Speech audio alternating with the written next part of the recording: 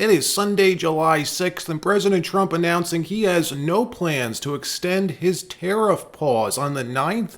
In 3 days, the pause officially expiring, and to prepare, he says, finally, for real reciprocal tariffs, 20%, 40%, even 50% tariffs coming tomorrow. We're going to show you also CNN stunned after learning the results of new polling showing the vast majority of Americans still support deporting all undocumented immigrants, even after Alligator Alcatraz. CNN hosts just flabbergasted by this. This was great. We'll show you and more stories as well from around the country. But before we get started, thank you for liking and sharing these videos. It really helps out the channel. And consider subscribing if you appreciate these regular updates. My fellow Americans, this is Liberation Day, waiting for a long time. April 2nd, 2025 will forever be remembered as the day American industry was reborn, the day America's destiny was reclaimed, and the day that we began to make America wealthy again. 87 days ago today, President Trump announced Liberation Day, the end to the 50-year reign of America being the piggy bank, he said, of the rest of the world. Politicians from both parties, both sides of the aisle, praising free trade for years. Yet never in those 50 years did we actually have real free trade. Instead, every country could import to the U.S. free of charge, but they wouldn't let their citizens import from us free of charge. In return for U.S. generosity, virtually every country imposed tariffs on us. We allowed Brazil, for instance, to export freely into the U.S. In return, they slapped U.S. imports with a 30% levy. All U.S. equipment, machinery, medical devices, Brazil taxed around 30%, and so many other examples of this. For decades, nobody mentioned it. Nobody talked about it. Politicians didn't seem to even notice it happening right under their noses. Our trade deficit ballooned from $500 billion to almost $1 trillion, then reaching over $1.2 trillion in 2024, last year. That is how much we're losing on trade. That is until Donald Trump came to town 3 months ago announcing Liberation Day, intended to equalize, he said, with every other country. If you charge 50% tariffs, we're charging you as well. The idea was to equalize, make it fair. Well, we all know what happened next. Mayhem unfolded in D.C. and on Wall Street. The stock market crashed. Talking heads losing their minds. Not us, not on this channel. It was enough to get all of these countries 3 months ago, 87 of our best trading partners, to immediately call, immediately begin flying to the White House, begin negotiating. And Trump said, fine, I'll take you at your word. I'll give you all 90 days to equalize and cut a new trade deal. After 90 days, if you fail to get it done, the reciprocal tariffs are going back into effect. Well, Wednesday, this week, next week, in 3 days, is day 90. The pause officially over. All right, so July 9th is coming up. What are you going to do about the end of the pause in the tariffs? It's so simple. We're sending letters out. I'd rather do it now. My guys, hey, I have great guys, Scott, Howard, other people, Jameson. They're talking to all these countries. We made a deal pretty much with India. We made a deal with China. We made a deal with UK, great people. We made deals. But I'd rather just send them a letter, a very fair letter, saying, congratulations, we're going to allow you to trade in the United States of America. You're going to pay a 25% tariff, or a 20%, or a 40 or 50%. I would rather do that. So when I get around... Are you saying you're not going to extend the pause? I don't think I'll need to, because I could. There's no big deal. It's like TikTok. I'm extending that. But what I want to do is, and what I will do just sometime prior to the 9th, is we'll send a letter to all these countries.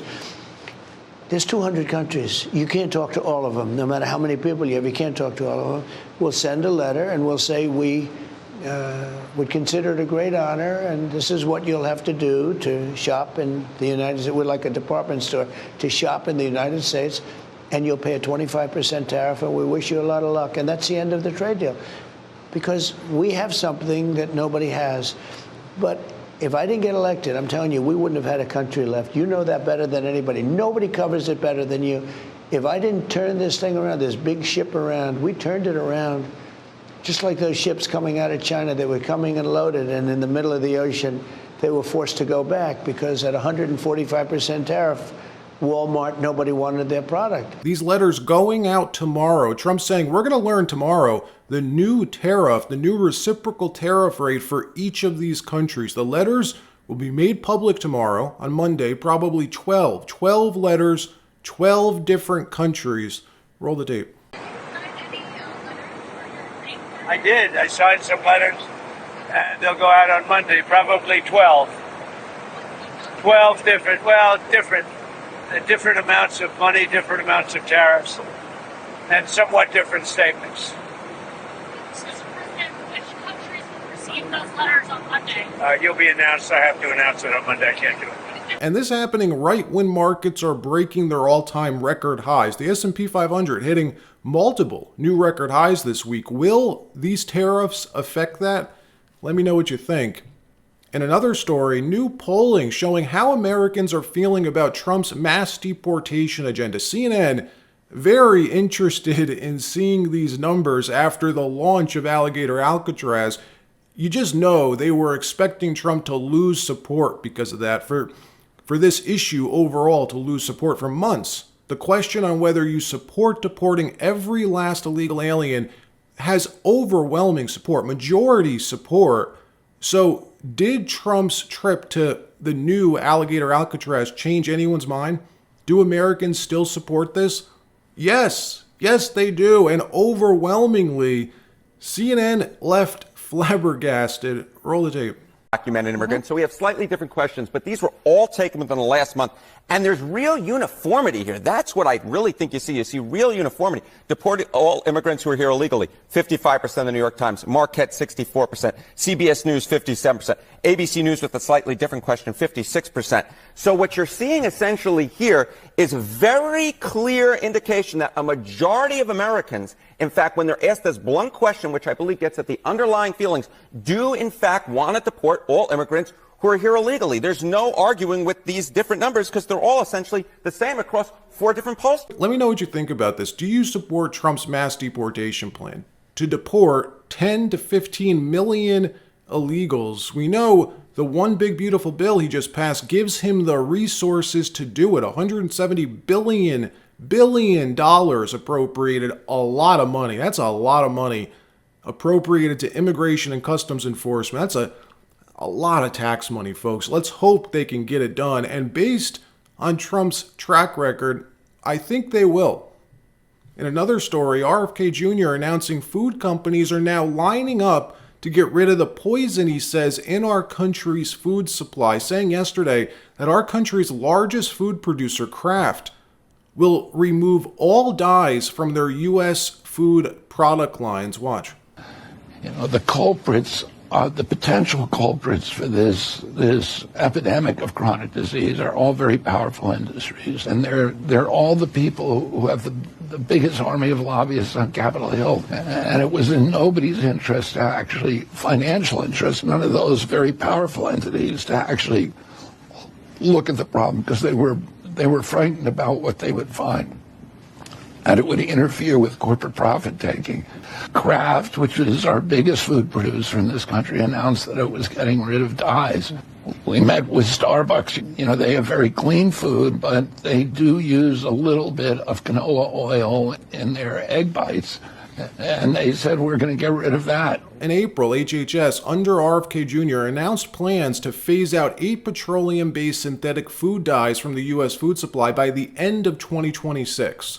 So almost 2 years from now. Well, he's now saying this is happening sooner than they hoped, that these big food producers are lining up and voluntarily doing it themselves before the new regulations take effect. Thank you, Bobby. Thank you, Maha. All right, that wraps up the news portion of this video. Now let me tell you about the sponsor for today, Light AI. This video is disseminated on behalf of Light AI. This really is an interesting company. It's a topic near and dear to me, which I feel is also a potential opportunity. I love what Maha stands for and what RFK Jr. brings to this administration and his message and mission for America. One of the most exciting subjects for RFK Jr. is making healthcare much more efficient and affordable. RFK Jr. taking on the big pharma lobby. For example, one area that I personally struggle with is the inefficiency and time drag for paying for a doctor visit for a sore throat, for instance. You have a sore throat, you go to your doctor, get a checkup, they take a swab, sending it to the lab, getting the results, and then needing to come back again, usually for a doctor appointment a second time just to get the prescription.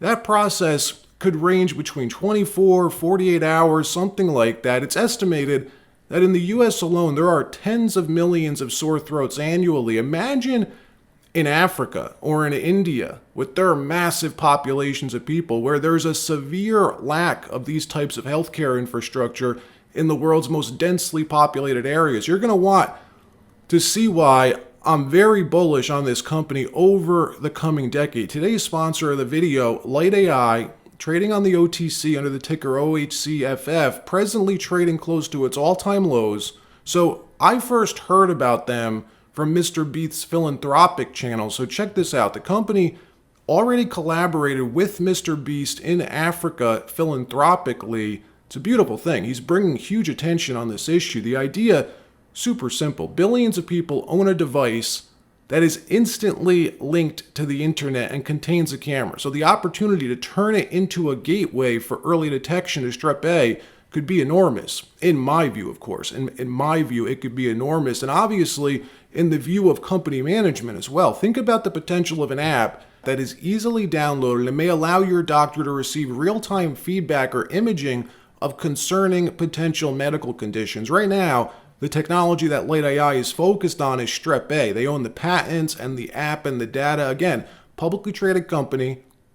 I've seen studies that estimate AI adoption could save 5 to 10% of US healthcare spending. I'll link to those studies in the description. You can see them on screen as well. Earlier in 2025, accredited investors financed the IPO of Light AI with its patent-protected AI-driven health diagnostics technology, which has achieved some pretty remarkable results. The IPO was at 55 cents Canadian, and now the stock's trading at 32 cents, down 52% since late February. The US symbol's trading at 23 cents respectively.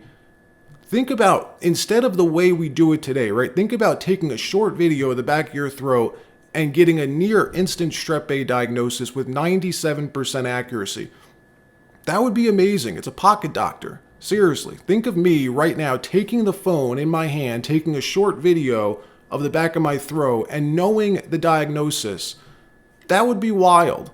Best of all, the current market cap of the company, just over 30 million, roughly matches what the company has raised over the years to develop this patented technology. Look at this graph on screen, because this really stood out to me. They had to work with these institutions, collecting the database of real swabs, comparing them to the algorithm and trying to perfect its accuracy. This is a decade-long process of 60,000 images.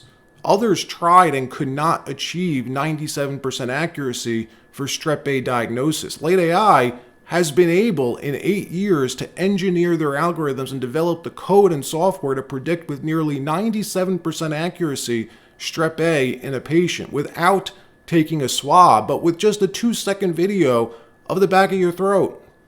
It's non-invasive. So look, here's what I'll do. I'll put a link to their website and corporate presentation and sources in the description box below. Always make sure to do your own due diligence. I'm only providing some of the info about the company, their product, and their market. All right, thank you for liking and sharing these videos. Subscribe if you haven't already. We'll see you next time.